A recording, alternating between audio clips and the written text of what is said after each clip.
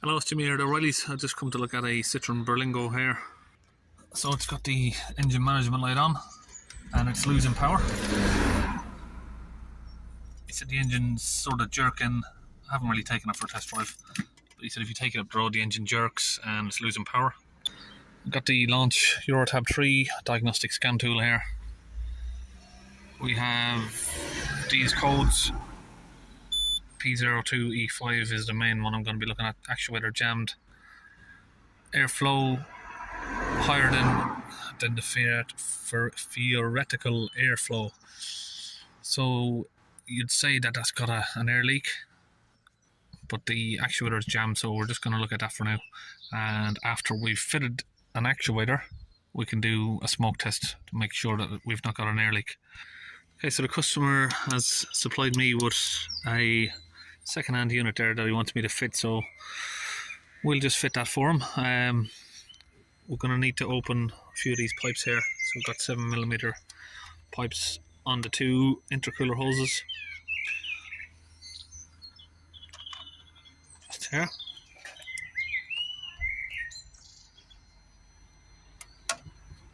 And then we've got another 7mm just over here. So once we've got those loose, we've got a bolt here, it's an 8mm. We'll get that open.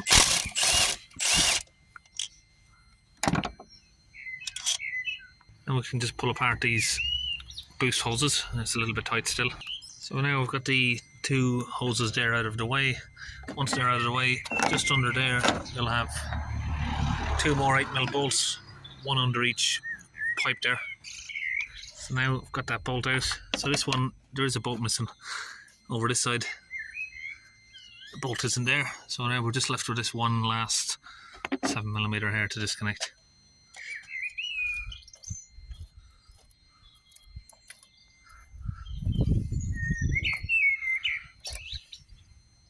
Now we should just be able to pull this out.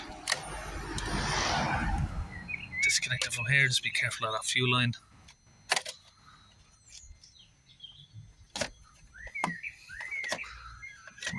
This is a little bit welded on, so we might need to break that loose with a little pick. So we'll just get a little pick under there, slide it all the way around. It just breaks the seal where it just, the heat sort of makes it stick. Just break it loose now. It should just slide off easily now. There you go. This bit over here, this is where they usually leak. So when you get those airflow faults, you got correlation between the airflow. This is where they usually leak from, that seal. You can see there it's been leaking oil and it's been dripping around there, so it's definitely been leaking. I could have done a smoke test here, but don't really need to. I know it's been leaking there. You can just tell from the oil. So it looks like we've got 3 bolts here. It looks like we may have one facing in the opposite direction. So we'll just get these 3 open for now.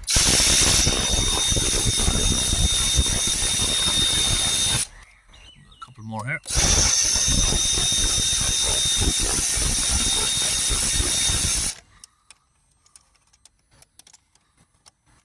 And that was already loose.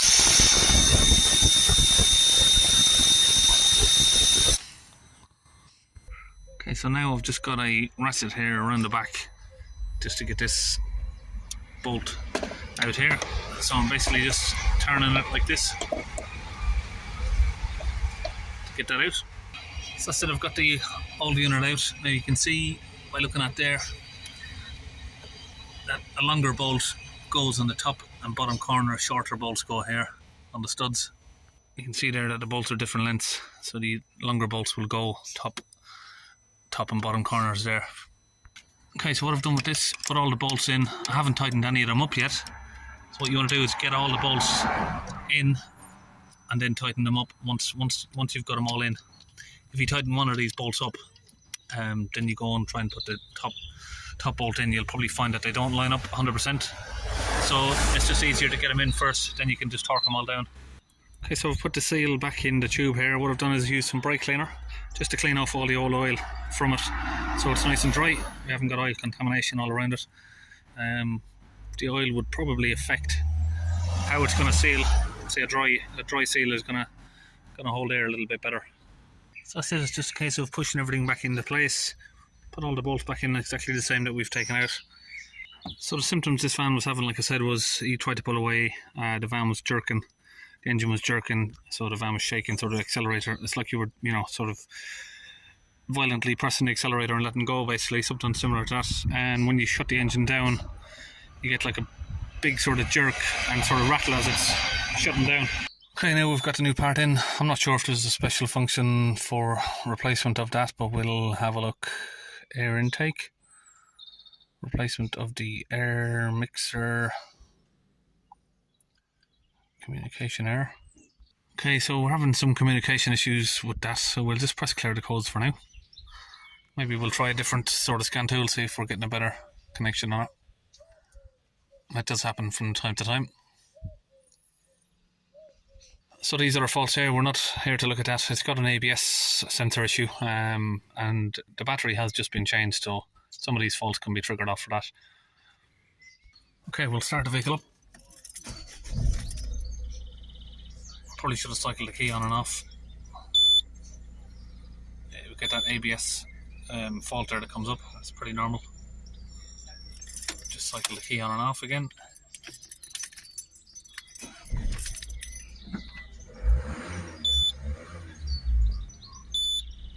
Okay, I'm going to try my next diagnostic scan tool here.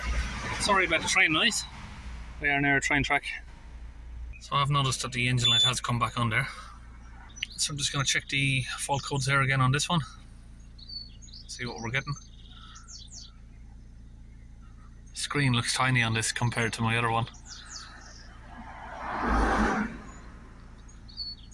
No trouble codes. Why have we got an engine light on?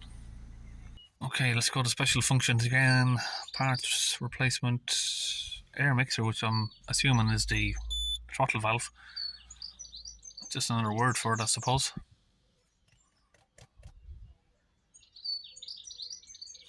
Turn off and wait. So we've got something sort of going on here. So we're almost done. Hopefully we get some results. Turn the ignition on. Okay, so that says it's complete. Now, hopefully we can get rid of this engine light trouble codes. Now, even though there's no codes there, let's just try and press erase. See what happens. Oh, we've got to wait again. Ignition off. Turn the ignition back on. Okay. So it says the codes are cleared. Let's start it up and see if the codes are gone. Or if the engine light's gone, sorry.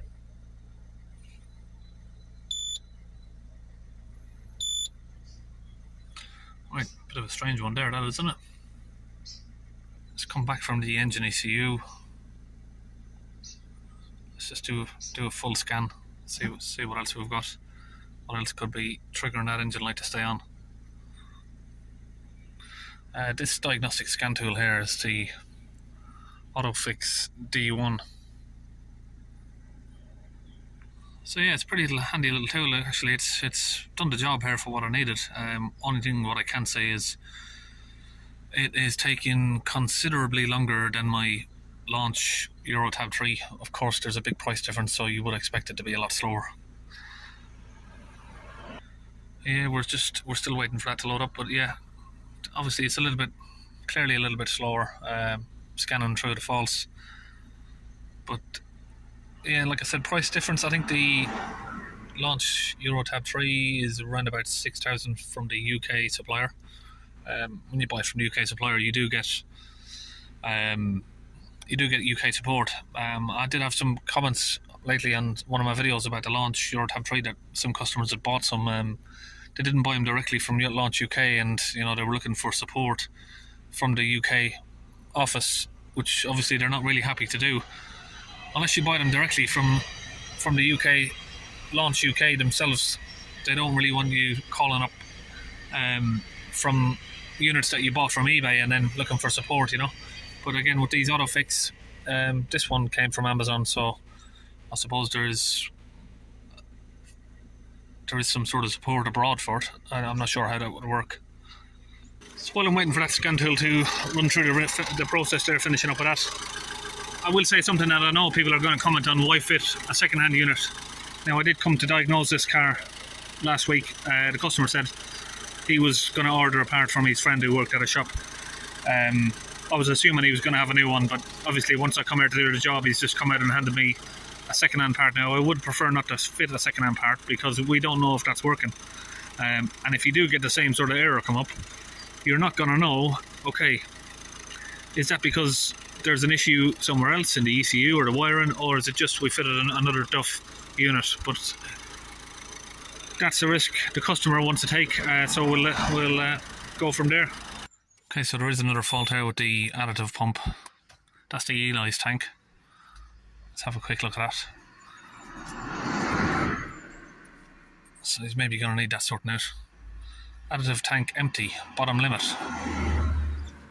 Now, that's strange because the customer just told me he just had the Eli's tank filled on this at a garage that I do know. A friend of mine, Wayne, has done that, so I assume it's not been told that it's filled up. Okay, so that's the additive pump now programmed that it's been filled up. Let that clear. So it said I need to go into the engine ECU and do the same procedure to make sure it works. So I'm doing that as well. Priming of the additive circuit. Yep. Okay, so that's done. Press OK. Now again, I'm just going to do a quick erase of all of the codes.